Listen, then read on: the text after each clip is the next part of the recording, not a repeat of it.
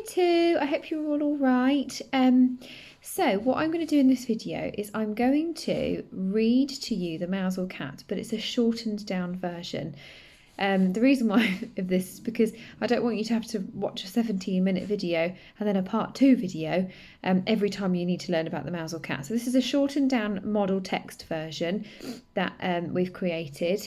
And this is what you'll be using, this is the text you'll be using for when you come to write your own Mousehole Cat story over the next couple of weeks. Okay, so our story starts long ago in a little village in Cornwall and is one of bravery and kindness.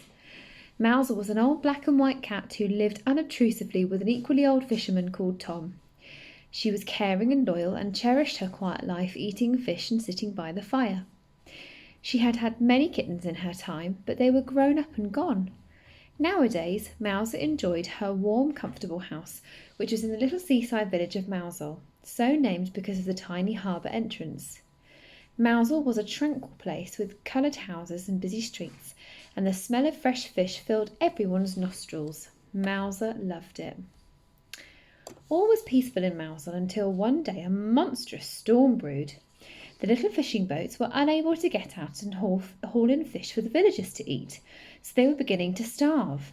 Old Tom reluctantly decided that he must set forth, and loyal Mouser knew she must go with him, as he would be no match for the great storm cat out in the open water.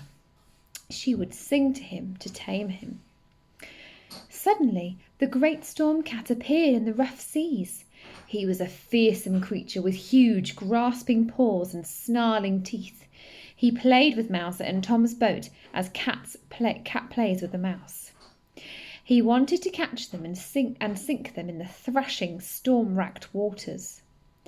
Thankfully, Mouser knew she must help old Tom before he perished, so she sang her beautiful, haunting, magical song like a siren to tame the storm cat. He heard her singing and purring and felt loved.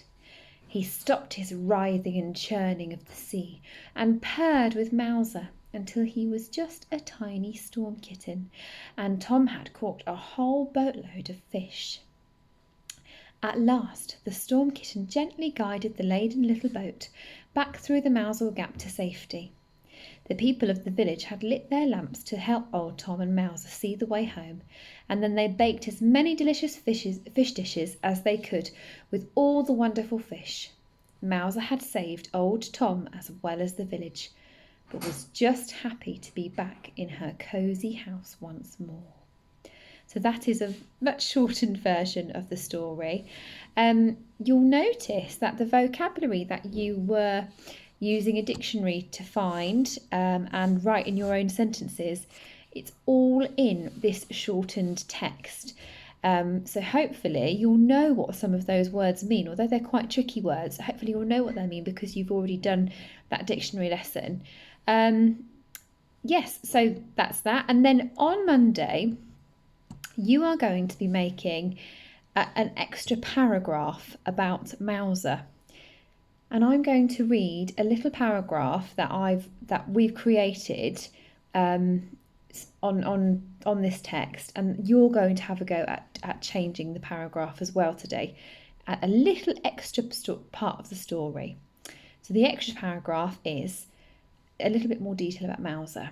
Occasionally, Mouser visited one or two of her children, but she very much disliked clumsy people spilling beer on her head at the inn, and she liked people stepping on her tail even less in the shop.